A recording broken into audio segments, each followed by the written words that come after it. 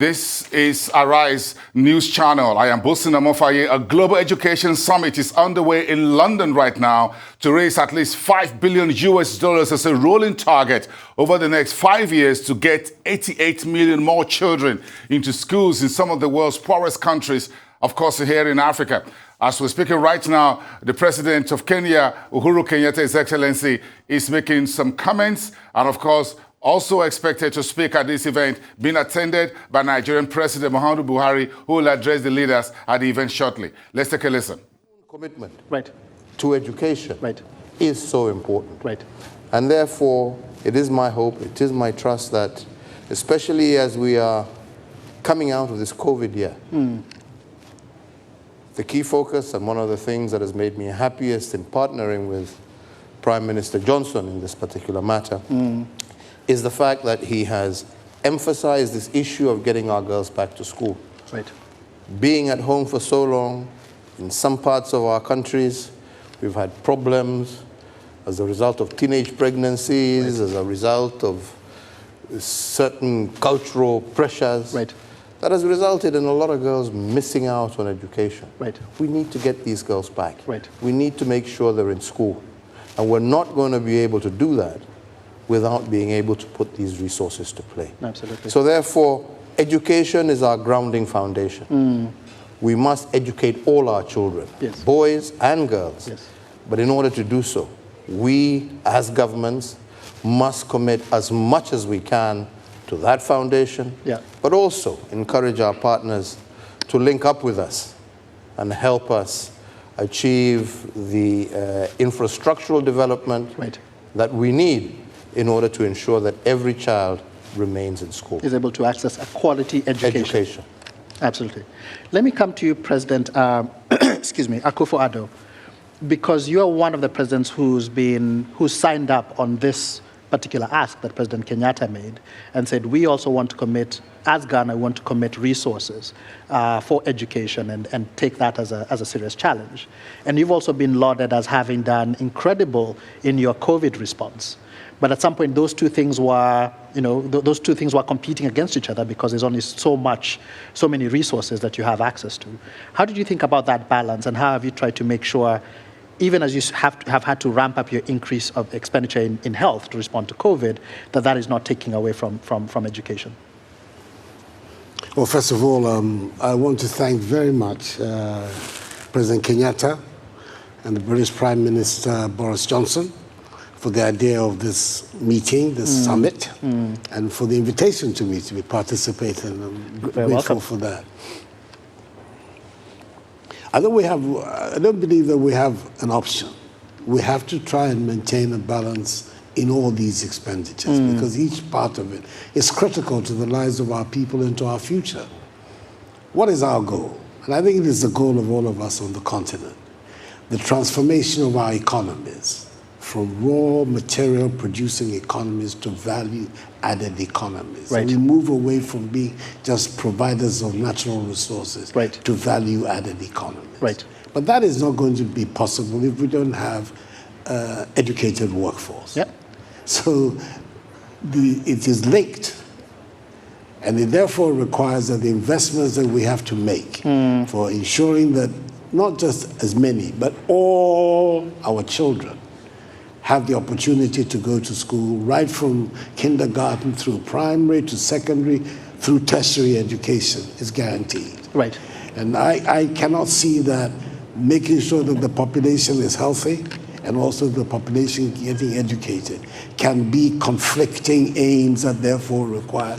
We have to make efforts to achieve both targets. And that is what we're trying to do in Ghana. We're spending, as we speak now, some 23% of our budget on education in Ghana. It's one of the highest on the continent. And we intend to ramp it up even more because as you widen access, which we have done through primary, through secondary, the free senior high school project, which has brought nearly 500,000 more students to the secondary system that was before. Clearly also you have problems of infrastructure.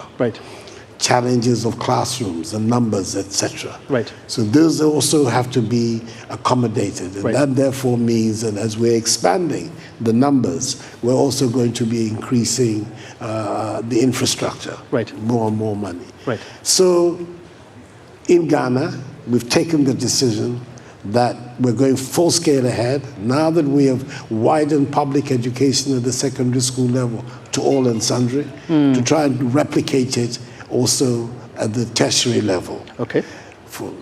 Until recently, if you wanted to get a student loan in Ghana, you had to find a guarantor. Somebody who would come and say, you would get. We've removed the guarantor requirement. If you have the Ghana National Card, you can now go on the basis of that and get the loan, which is also going to mean a significant expansion of education at the tertiary level. Yes. These steps are steps that are absolutely critical for our future. Right. We don't do it, we will not be able to make any kind of a fist at getting to our basic goal, which is the structural transformation of our economies. So for us, it's not an either-or situation. It cannot be. We have to be able to manage our economies and our relations with our friends and people on the outside in such a way that we can attain both goals. Fantastic. Lives and livelihoods are both the key to the future for us. And we will hopefully continue and be in a position to do that. Absolutely, absolutely. Let me come to you, President Yasimbe, because you've actually made, in Togo, the early childhood education is actually a cornerstone of the strategy. Would be important to hear how you think about early childhood and why that is so important to make sure it is appropriately anchored, appropriately resourced to give the Togolese people a chance at the future. Thank you very much. Permettez-moi de m'exprimer en français. Thank you. If you don't mind, I'll answer you in French. And I also would like to take this opportunity to thank President Kenyatta and Prime Minister Boris Johnson for bringing us here for this summit. This is a cause that is close to our hearts, just as we've heard from President Kenyatta. Now, I do think that early years education is an important one, because actually right now it's the missing element in our systems. It's one that has been left aside in our education systems. 25% of our national budget is set aside for education. But I would say that of that, very little is set aside for preschool years. Now, of course, we've been faced with the pandemic, and one of the sectors that has been hardest hit has indeed been the education sector. Many children have been unable to go to school, and for some time now. Now, this is important to bear in mind, because one reason why we're faced with inequalities, and we all say this shouldn't happen, is because you'll have children from wealthy families who are able to do well at school, whereas children coming from poor areas don't have that success. But these inequalities start from a very young age, in preschool years. They get even worse in preschool years.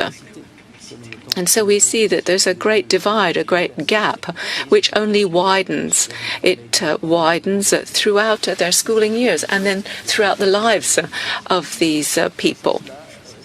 And so if we're faced with that, we have to find a solution. And I think what we need to do is promote inclusive education. In other words, in poorer regions, we have to offer opportunities so that these families can get their children into school. If we do that, we'll also be dealing with girls' education, because I have spoken about inequalities based on income, but there's also gender inequality. And I think that we could also, by doing what I've just suggested, we could improve the chances of young girls to get an education. And I was talking about moving children along from the primary to the secondary school level. But we do have to invest in preschooling years. Otherwise, we won't get further along the line children from primary into secondary schooling. Because I think that this is when everything rides on what is decided during the preschooling years. The 3 first years of your life are critical. If you don't have what you need, if the investments are not made properly, that will have an impact on the rest of your life.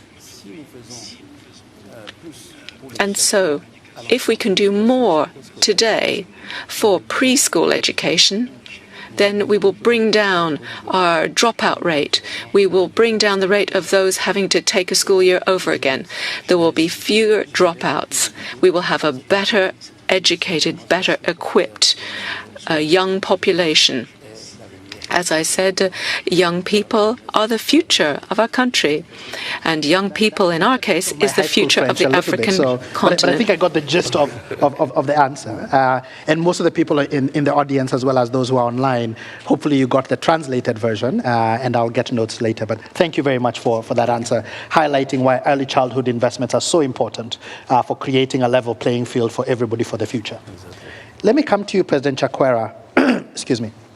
Because Malawi has also been really trying to think about transformation of education. And your Minister of Education was on a panel earlier talking about this. And I wanted to see, from where you sit, how do you see what we are going through because of COVID as an opportunity to reset and build the education system better, particularly in the ability to reach those who are most vulnerable and those who have been excluded typically from the education ecosystem?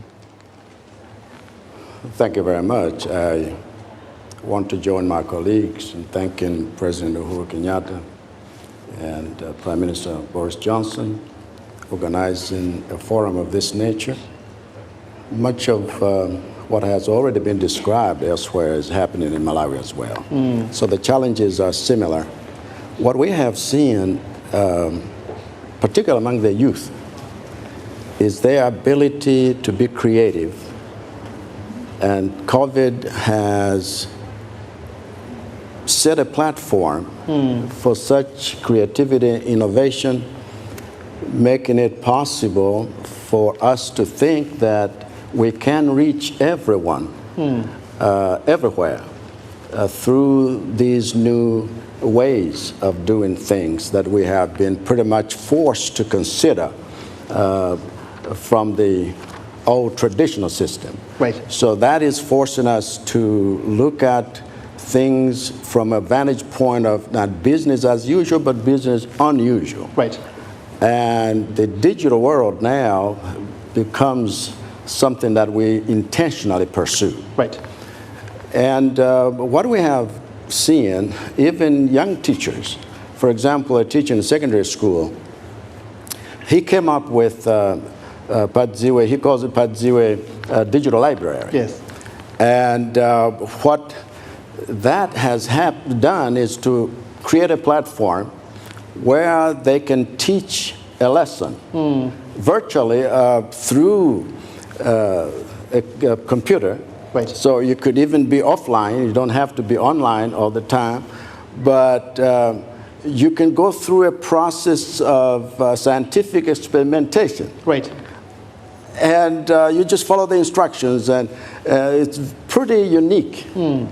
And so when you look at these creative ways, you begin to think, even a child in the village, because they're the most vulnerable, even those with disabilities, because they're the most vulnerable. Right. And then you're talking about the girl child. Right. Because when you combine the three things, then you have a profile of a child that, if taken care of, the rest of the infrastructure issues, the teachers and the learning materials and so forth can follow. But what we have now been able to do, even through GPE's provision of $10 million, Right. yeah, that was to enable us now deal with internet providers. Right. and say, can we bring data down? Right. Can we do something so that everyone is able, because the disparity Yes. is obviously unacceptable. Absolutely. And those who have and those who do not have, we need to bridge that gap so it doesn't become as large. Yes. And that is being done through digital Right. provision. And so this is now becoming a way of us saying we can serve everyone. Yes. Every child must be in school. Right. And they must not get married early.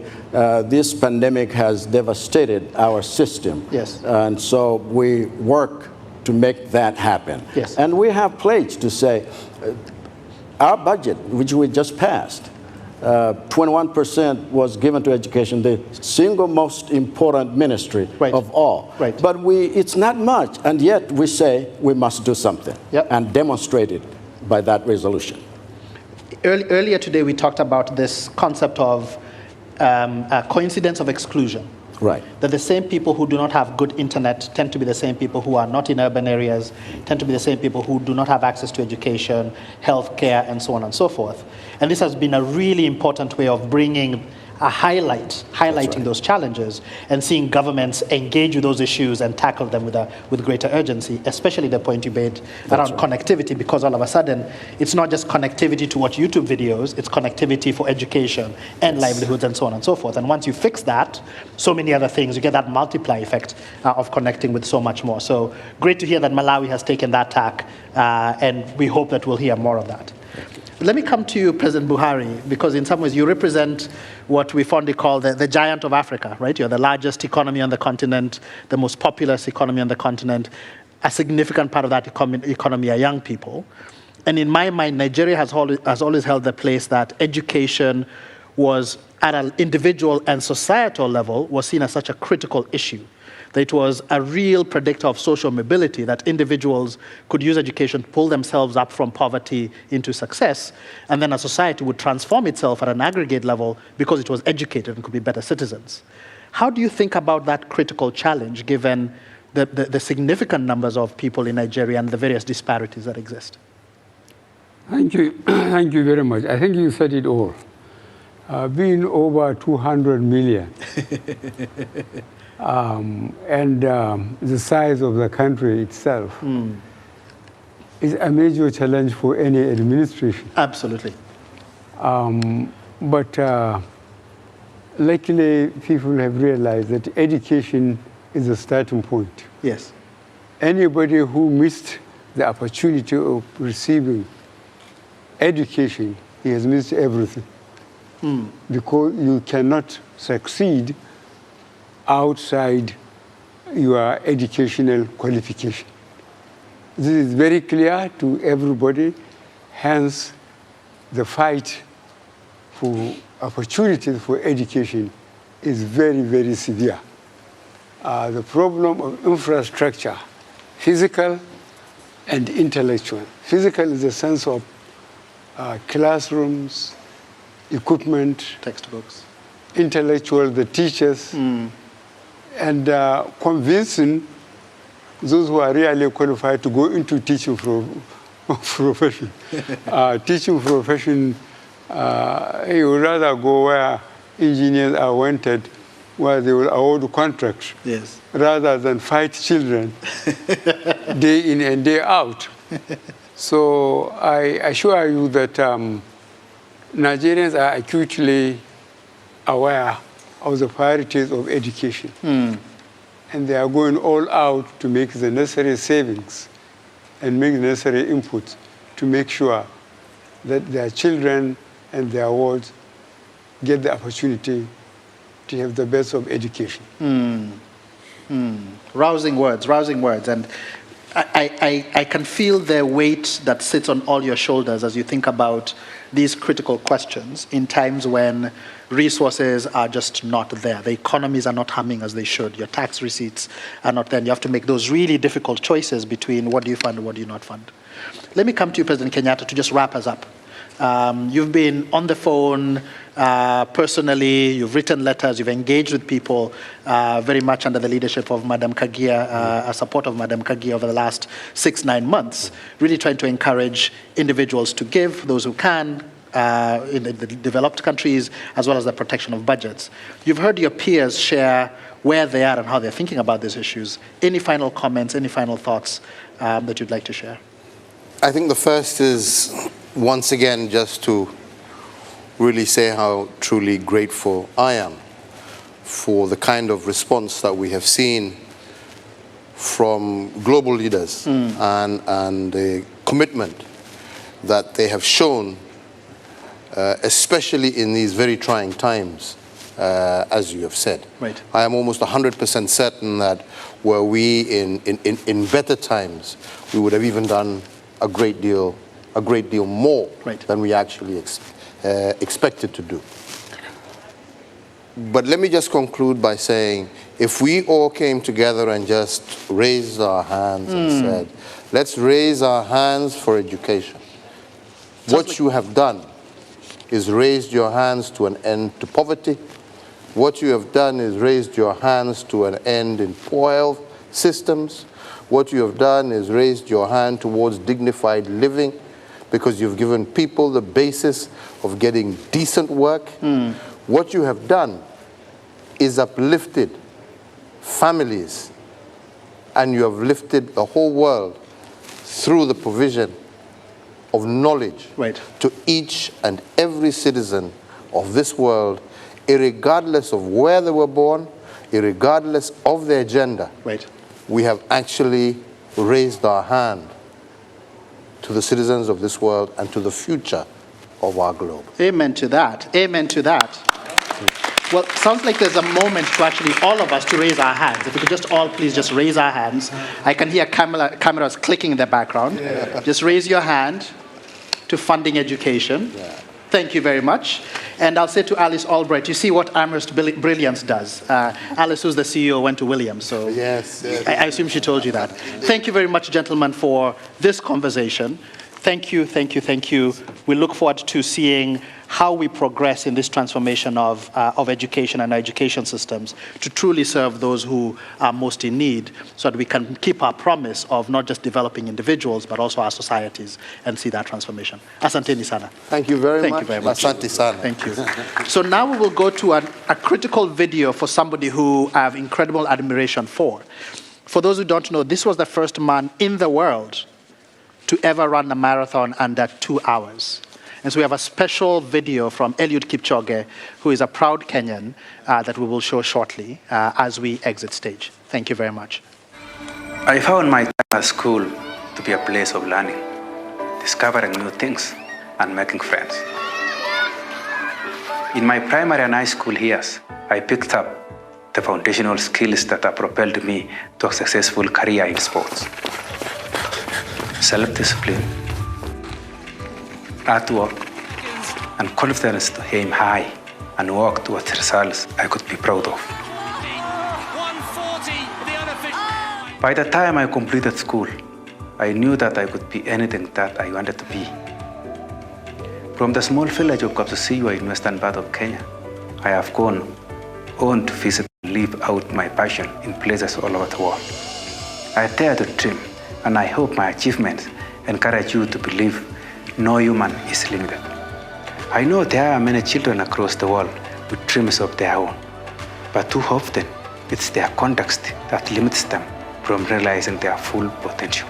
Our duty today is to break down those barriers and protect our children's future. Learning empowered me, and it can also empower every boy and girl to stretch out their hands and reach for the stars. Education is important for the continued progress and prosperity of our world, especially as we recover from the challenges brought about by the pandemic. We must protect education and budgets and help our children to be better prepared not only for today's challenges, but also take on a world full of opportunities tomorrow.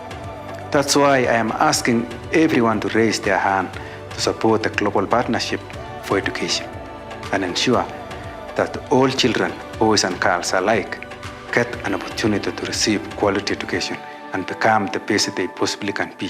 And I raise my hand for education.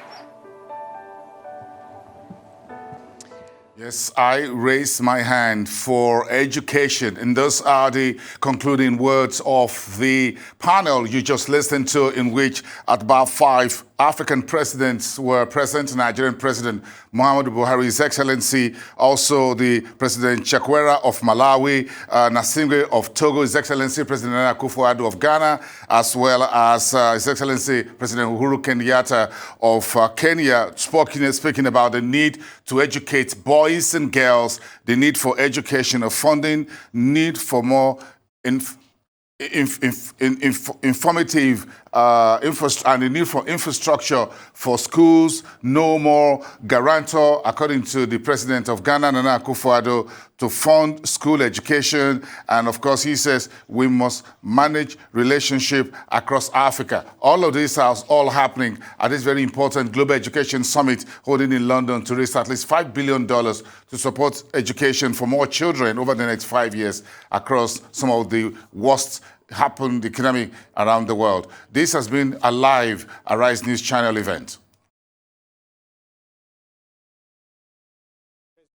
Okay, let's go to Lakwe Olarinoye, our Arise correspondent now in London, to bring us up to speed on this summit. You've been on this, Lakwe. Bring us up to speed some of the things you hear. I'm sure you listened to this panel and, of course, other speakers who have spoken before. Let's have your thoughts on this summit so far. Well, I mean, first and foremost, it's a great initiative and it's been a long time coming. And I think the pandemic definitely exacerbated the need to address the issue of global education. And today we've seen a number of delegates from all over the world. In fact, across various continents, we've seen donors pledge their individual amount of how much they would like to fundraise towards this initiative. We've seen donors from the United Arab Emirates of a whopping $100 million. We've also seen that the UK have sadly are opting to put 430 million, a stark difference in comparison to the other donors, particularly donors from Switzerland and Sweden that have also put large amounts forward, particularly Norway. Norway has also has offered to put forward yet again 430 million euros. So whopping amounts. In total, actually, there would be, as an assumed figure, $4 billion raised today out of the possible $5 billion over the course of the 5-year plan for the initiative. So there is a lot of commitment and assurance from the donors today.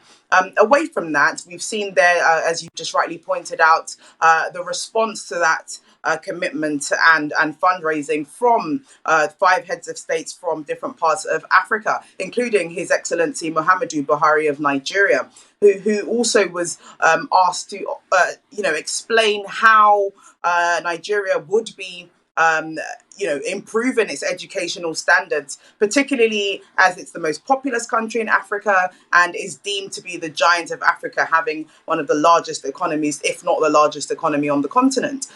So a lot of reassurance from the African leaders of how they are going to contribute to this initiative.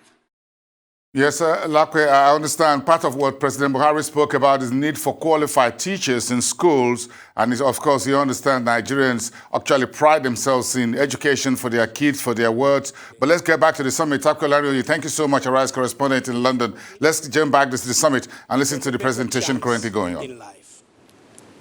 In the same vein, I would like to recognize and commend Minister Mbaye Thiam of Senegal, the outgoing vice chair, for the exemplary work he has been doing of supporting Julia Gillard in transforming GPE. Julia and Thiam, you are leaving behind a memorable legacy, and we'll always remember you. The humble aim of Vice Chair-elect and I will be to build on the good work done by our predecessors and make GPE a much stronger institution so that together we can ensure every child has access to quality education, including the poorest and the most marginalized. Excellencies, achieving GPE's goals remains a huge challenge, and the pandemic has made it even harder. But our job is clear. It is to support governments, to reform education systems, and invest in our most precious asset, our children. This meeting is a clear demonstration of commitments, not only from governments, but also from a remarkable broad coalition of organizations and people from all over the world. Working together is the only way we can succeed. It takes a village to raise a child, but I would like to add that it takes a multi-stakeholder partnership like GPE to educate the world's children. Education systems are built by governments. Yes, but governments alone cannot deliver quality education. Support and participation from young people, from civil society, from the private sector, from international institutions, donors, and philanthropists is essential, especially where domestic resources are limited. We have a big job to do ahead of us, and we have to hurry. All times have their challenges, but this pandemic era is something new and very difficult. It has set back progress in many areas, most notably girls' education. We now need to work even harder to remove barriers to learning, especially for girls. We need to invest more and better in our education systems. I was very encouraged to hear so many countries committed to increasing their domestic financing for education. My brothers from Africa, I can't thank you enough. You are making me feel very proud. That is the right thing for us to do. It is with a great sense of humility that I extend my warmest thanks and gratitude to our hosts, Prime Minister Boris Johnson and President Uhuru Kenyatta, for your leadership and commitment. Had it not been for your bold decision and action on the campaign and to organize this summit, maybe things would have been different. We thank you so much, but my humble appeal to you is to continue to support GPE to the last mile. Excellencies, ladies and gentlemen, it will be remiss of me if I did not recognize and congratulate our illustrious CEO of GPE, Madam Alice Albright, for her very able stewardship of the work of the Secretariat of GPE. The partnership has registered a remarkable success because of her good leadership and the competence of the staff of the Secretariat.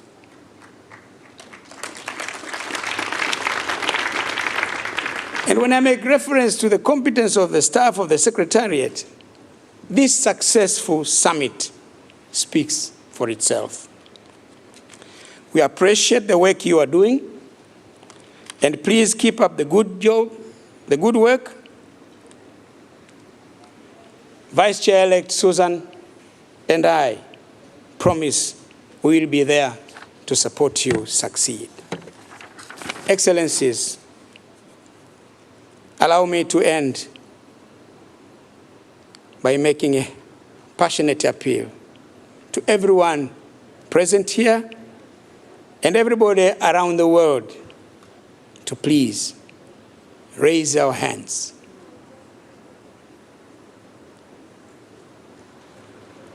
for funding GPE for the next 5 years. For education, thank you for your kind attention.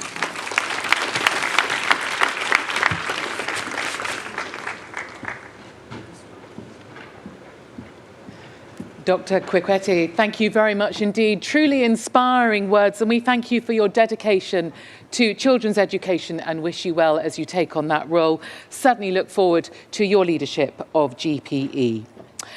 For now, before we move on to the final session of the afternoon, we are going to remind ourselves of why we are all here and the truly important work that GPE undertakes.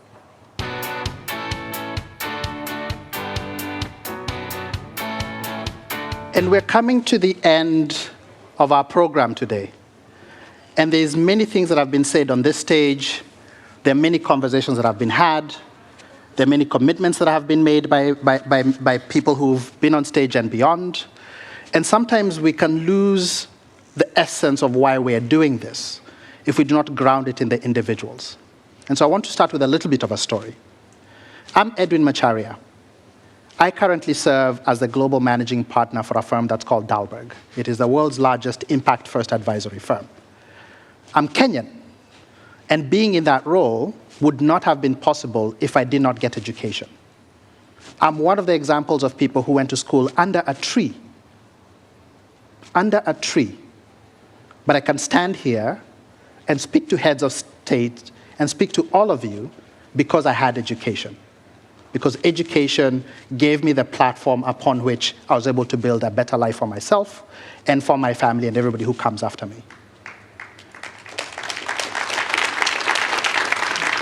Earlier this year, I lost my wife to COVID in March.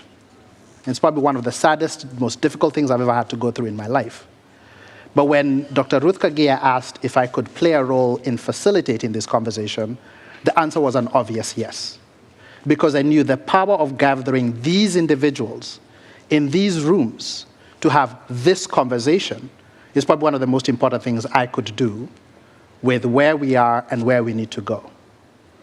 I am not the only one who is feeling the pain. I'm not the only one who's feeling the hurt. But all of us can see what that future could be if only we build that better future for the next generation. If we take these mega pledges that we're about to hear about, these big numbers that are about to be shared, and rapidly turn them into action. And so it's my incredible privilege to actually introduce 3 individuals who will pull all of this together. So the first one being President Julia Gilliard, who is the chair of the GPE, the chair of the board of GPE. Karibu. President Uhuru Kenyatta, the president of Kenya, who has been co-chairing this effort. Karibu. And Prime Minister Boris Johnson, who has also been a co-chair of this replenishment effort and is our physical host. Welcome and thank you.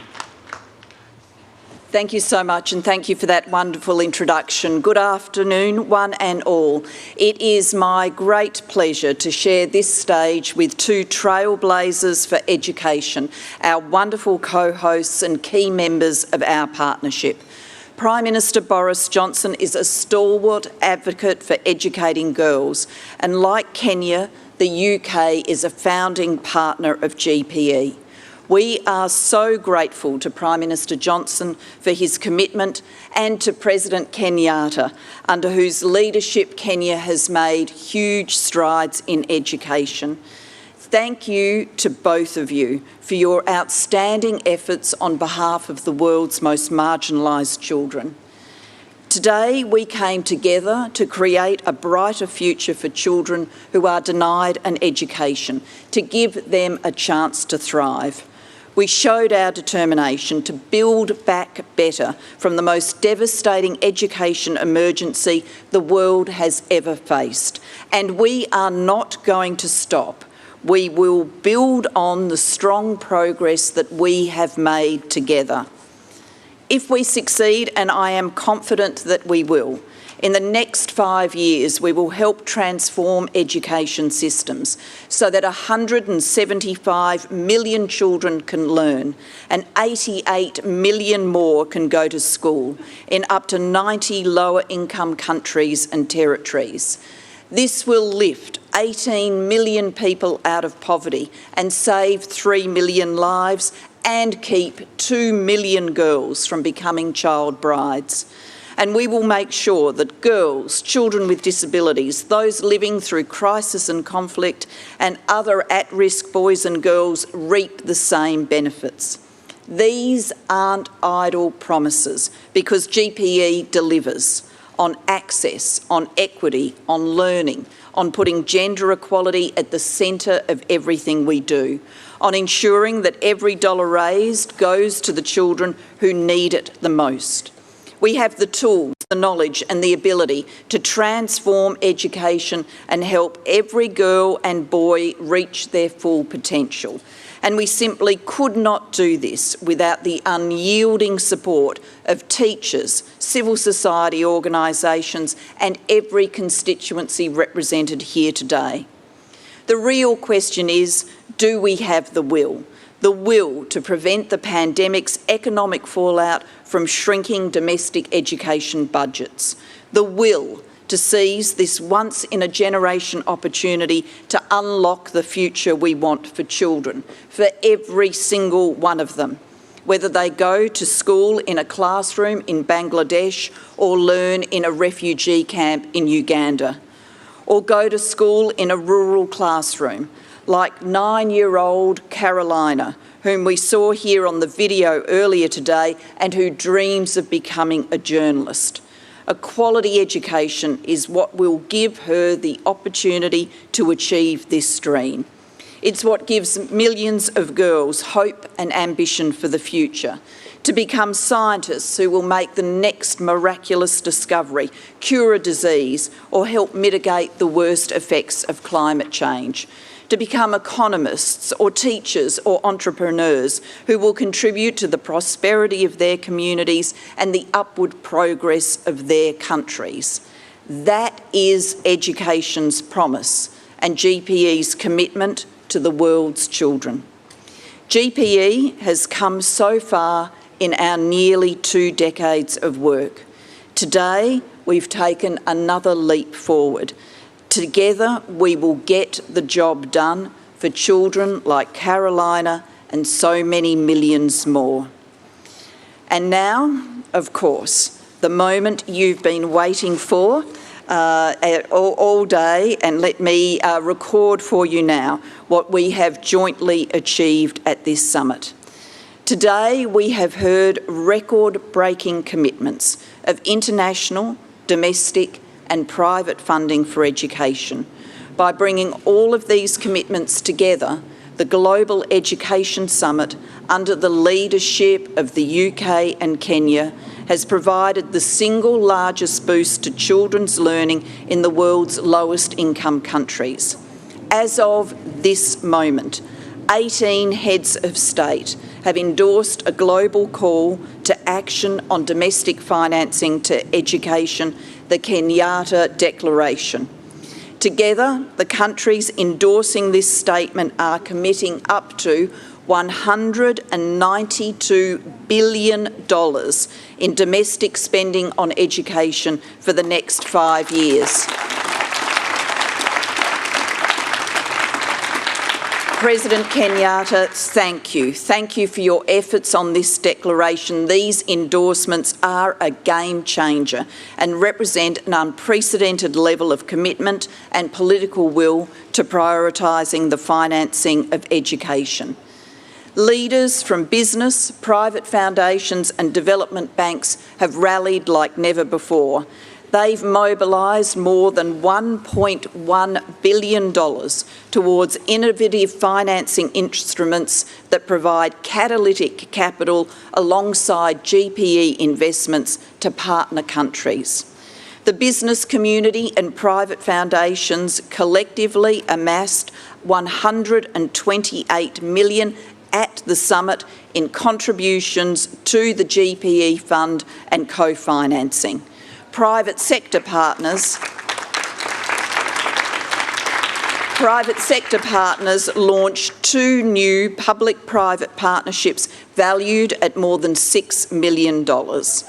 And the figure you've been waiting for, donors have pledged over $4 billion to GPE's Raise Your Hand campaign. This includes the largest single donor pledge ever made to GPE from the European Union. It includes the UK government's largest ever pledge to GPE. It includes increased contributions from Middle Eastern donors, and it includes the single biggest pledge a private foundation has ever made to GPE, and that is from our friends at the Lego Foundation. We have welcomed 4 new donors into the partnership and 2 donors back. 4 new donors and 2 donors have been welcomed back. This is a record-breaking result for GPE and puts us firmly on the path to achieving our target of raising at least US $5 billion for the next 5 years. The progress we've made today is so vital, but our work is by no means done. The final lap of this marathon will be one that we need to travel together. Addressing the scale of the challenges before us will require new donors joining the partnership, existing donors continuing to lead, and partner countries implementing their commitments, and civil society and youth advocates continuing to energise us and mobilise us. I can assure you GPE is up for the challenge. I hope you will continue to join us, to work with us, and continue to raise your hand for education for every boy and every girl. I now invite my great friend, the President of Kenya, to speak to you. Thank you.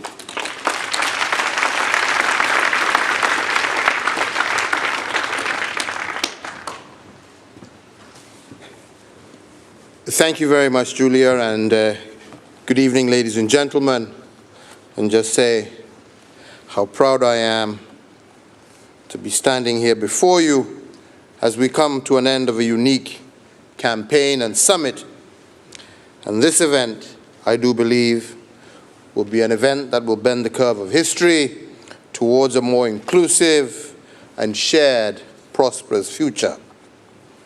I have no doubt that this summit will go down in history as a watershed moment, a moment when nations came together to avert an education catastrophe that would have set us back significantly.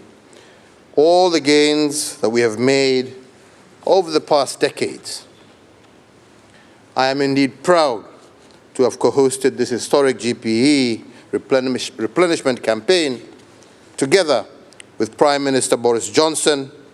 And today, as we have just heard, we not only raise our hands in support to education, but we also walk with our heads held high, confident that we will indeed reach our target of raising $5 billion for education by 2025. Congratulations to you all. Well done. Thank you very much.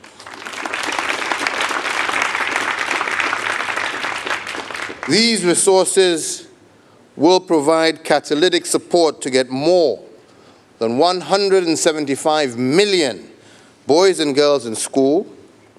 It will help to enroll 88 million more children in school, including 46 million more girls, and also protect 2 million girls from child marriages, essentially helping us to deliver on the promise of education as a social, economic development. We have reason to celebrate this afternoon, for this summit marks an important milestone in our collective efforts to support education systems globally.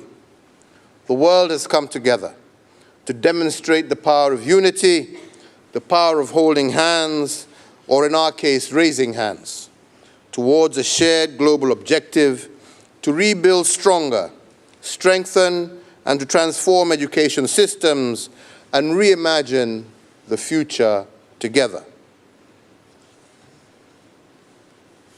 I want to thank the Global Partnership for Education, led by our dear friend, former Prime Minister Gillard, a partnership that has provided a platform to strengthen education systems and to improve education outcomes for all children across the globe. The GPE role remains central as we work towards rebuilding and strengthening education systems globally, as we reimagine education, as we build on lessons learned from the COVID-19 pandemic, strengthen the quality of our education systems, and strive to achieve inclusiveness in access to education. I would also like to thank our GPE donor countries and partners for ensuring GPE is sufficiently funded, even in the face of economic contraction. Your investment demonstrates great foresight that recognizes the fundamental role of education in a shared future. To my fellow developing country partners, I am proud that we have remained unshaken in our dedication to finance education for future generations despite the tough economic situation. I want to thank all countries that have endorsed the 2021 call for action on domestic education financing, and indeed those that have endorsed and actioned the statement also in the near future. These endorsements are a critical step towards being the masters of our own destiny, driving the change that we want to see for our respective countries.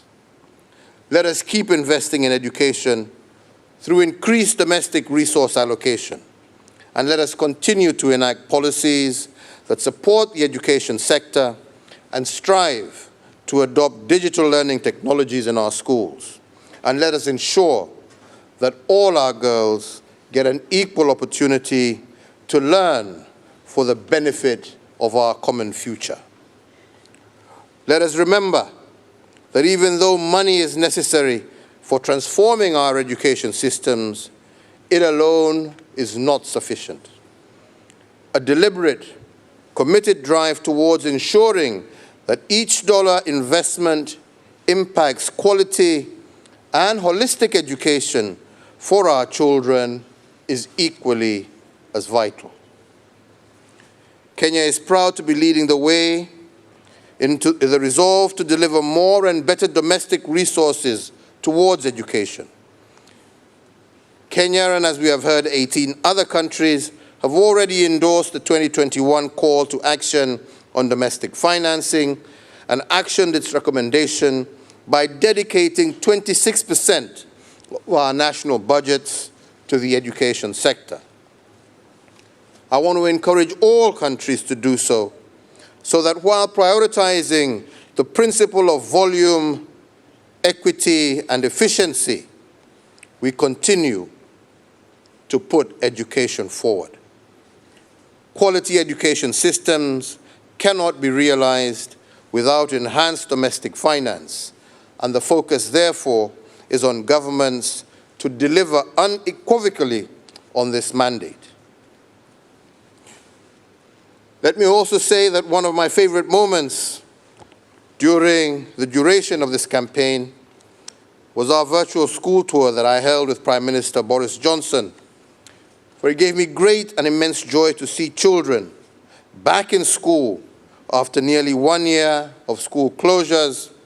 And it was also exciting to witness the power of digital technology as our Kenyan children engage with their peers here in the United Kingdom. I envision a future where such engagements are not going to be the exemption, but the rule. A learning experience that embraces technology and harnesses it to its full power. We imagine a world where every child has access to digital technology as a tool to learn as much as they wish and to experience the world from the comfort of their classrooms or their homes. And that is why one of my main messages throughout this campaign has been the advancement of EdTech through scaling up investments and efforts towards digitized learning. Empirical evidences abound, demonstrating that increased school connectivity yields long-run social economic benefits. Indeed, as reported, a 10% increase in school connectivity can increase the effective years of school for a child by 0.6% and increase our GDPs per capita by 1.1%. Given that schools serve as community assets, greater economic benefits also accrue for the local community, broadening the social impact of such technology. It is a fact that much of the responsibility to advance education systems lies with governments. But it is also a fact that there are quite a good number of non-governmental actors who have and continue to play a critical role complementing government efforts in advancing education, and I would like to take some time to acknowledge them.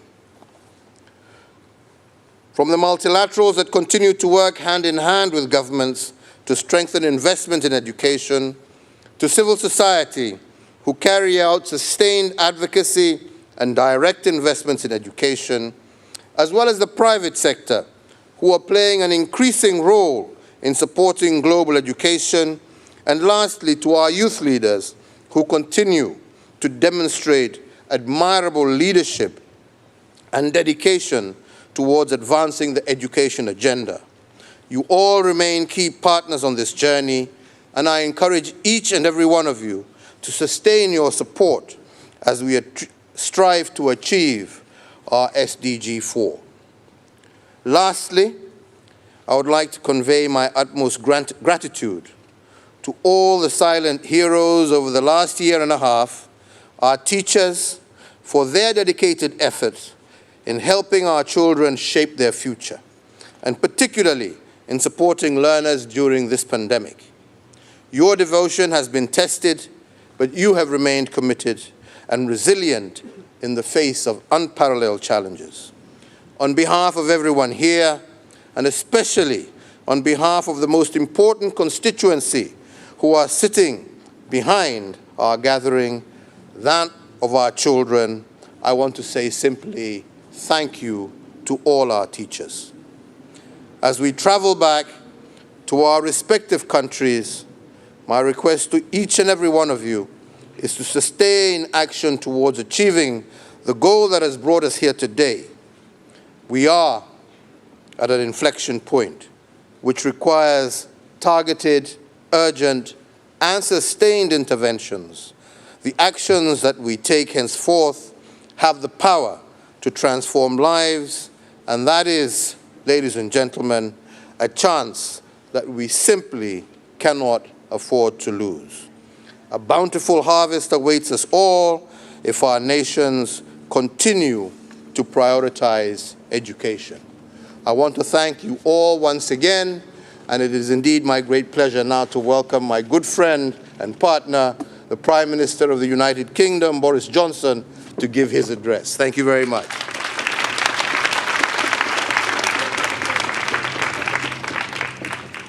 Well, good evening, good afternoon, ladies and gentlemen. Thank you, Uhuru. Thank you, Julia.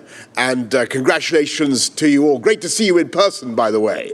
Isn't it wonderful that the vaccines have liberated us to be able to come to this conference in London? A wonderful thing. And great to see you all, despite your masks. I see some familiar friends, but in spite of the masks, some have taken your masks off in a daring way. But that's absolutely fine. Whereas you're socially distanced. Now, listen, everybody. I want to thank you all for raising your hands and then raising your hands high and then thrusting them deep into your pockets in the way that you have, and producing this staggering sum of $4 billion going on for $5 billion. Now, we often go to summits, or we did before COVID struck, and we would hear lots of, hi Helen, very good to see you sitting in the front row. We'd hear very often men in suits, let's be clear, men in suits of middle years, basically saying that there was a problem before humanity that was so big and so intractable that there was no silver bullet, no quick fix,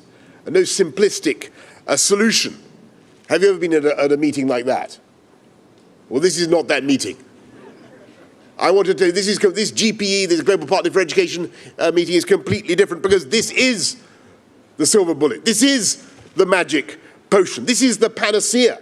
This is the universal cure. This is the Swiss Army knife, complete with Allen key and screwdriver and everything else, that can solve virtually every problem that afflicts humanity. And I'm absolutely serious. If you educate the world, then of course, educate the world properly, educate the world fairly, then of course you end a great natural injustice. But you also, and if you end the injustice that 9 out of 10 people, 9 out of 10 10-year-olds cannot read a story around the country. 132 million kids aren't in school. Or in many of the countries represented here, alas, there are too few girls in school, and there is a gross disparity in the education of boys and girls. And if you end that injustice, and you give every girl in the world the same education as every boy, 12 years of quality education, then you perform the most fantastic benefits for humanity. You lift life expectancy, you lift per capita GDP, you deal with infant mortality, and if you educate people properly in the way that they deserve, then of course you end, or you help to end, all kinds of ignorance and prejudice. And you end also, by educating people, you help to end all the things that ignorance and prejudice helps to create. So you deal with terrorism and with war and extremism, and you help people to tackle climate change. And so I'm immensely proud of the achievements of this GPE summit today. And I'm proud of what the UK has been able to contribute in spite of the difficult financial circumstances that we're all going through. We have lashed out 430 billion pounds, billion would be a lot. 430 million pounds, still a hell of a lot. 430 million pounds, as Julia rightly points out, the biggest sum that we've ever contributed. And I'm proud of the work that we do around the world, helping to educate young people across our planet, giving lessons in Hausa on the radio in Nigeria. I think amazing to see what we do in South Asia, teaching young girls in schools. And I know, as Uhuru has said, that this pandemic has made things more difficult. And we've lost ground. And we all know the risk that inequality will now be entrenched. But now is the time to make up that ground. And necessity has been the mother of invention. We've all learned how to cope with Zoom, some of us better than others. I don't know whether you agree with me, I think the younger generation probably are getting the hang of this electronic technology, perhaps even better than some of us here in this room. And they understand how to impart and imbibe information through the internet. And I think we've got to make sure that we support, through our GP, as Uhuru was saying, we support EdTech, we support the technical progress that we can make through laptops, through devices of all kinds.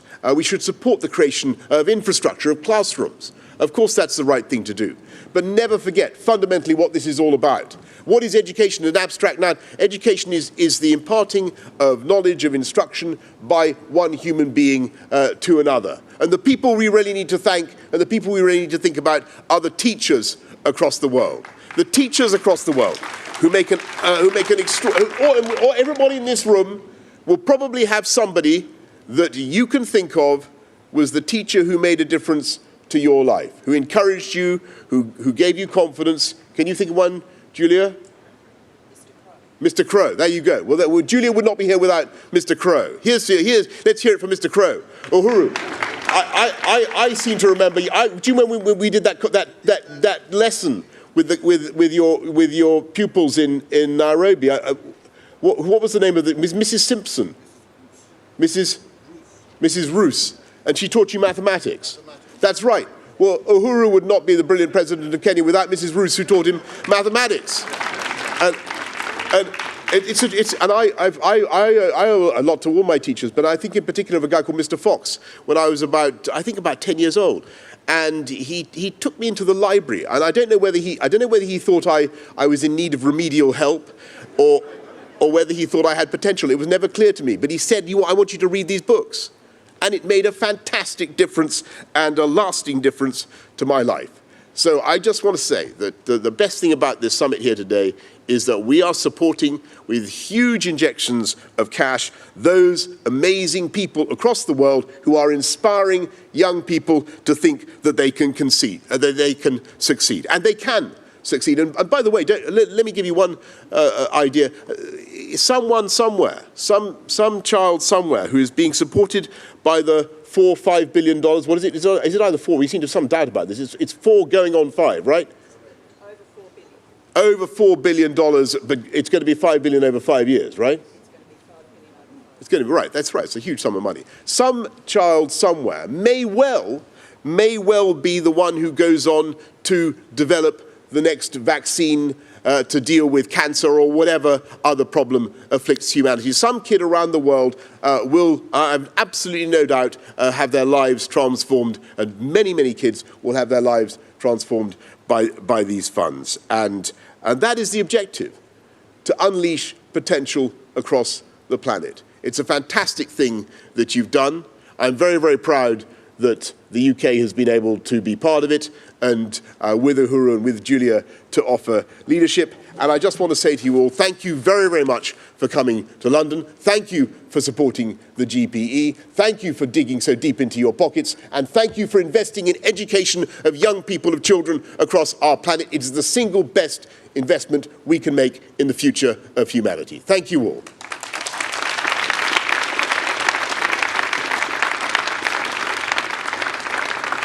Prime Minister, thank you very much indeed. And what a and those were the parting and the final words of this UK Global Education Summit, which is with the challenges due to COVID-19 pandemic-related disruptions around the world. There have been decades of slow but steady progress in educating more children around the world, which abruptly ended last year when schools closed in many countries. Now, children around the world are facing disruptions. We've seen the highlight need for governments to devote more resources to address the long-standing inequalities in education systems exacerbated by the pandemic, in particular in emerging and frontier economies such as South Africa. Now, let's go straight to our rights correspondent in London, Lakwe Larinoye, who has been listening to this conversation since morning and bringing us up to a close right now here on the show. Lakwe, over to you. And there's actually a number of others who were not able to make it. And this Hi, good evening to you. So yeah, we've just seen there the closing remarks. What I would describe as very emotive closing remarks there by both President of Kenya, Uhuru Kenyatta, as well as the Prime Minister of the United Kingdom, Boris Johnson. They consolidated the reasons behind the need for this summit and how much of a difference it would make, not only to the lives of those young people whose education standards will be improved by summits like these, but also the impact of the global economy, the increase of GDP per capita, the need to use human capital to our own benefit. And if we just pick some of the words there that were used by President Kenyatta, who really spoke to the African continent and said, let's look beyond what we've been blessed with on our soil and actually let's look at what we can do with our human capital. And I think for many Africans and for people all over the world, I think that speaks volumes, and leaving people with such an interesting thought should inspire people. And let's look at the financial reward that this summit has brought about. Definitely, they've been able to fundraise a total of $4 billion today. That target should increase to $5 billion over the period of 5 years. But of course, there are some challenges to this. Although this is the right direction to go in to improve the standard of global education, there are some questions regarding the finances. Is finance and resource and throwing money at an issue as big as global education the answer to that problem? Or does there need to be some more re-education for the problems that lead to inequality in education, particularly religious extremism, as well as natural disasters, and more importantly, climate change. And if we look at gender differences in standard of education as well, it's also caused by a lot of cultural and social values. So, of course, these issues will take a lot more time and re-education for that to take effect. But overall, it's a great direction to go in. And, of course, the whole summit, the purpose of it is to raise awareness and bring to the limelight the importance of a standardized global education.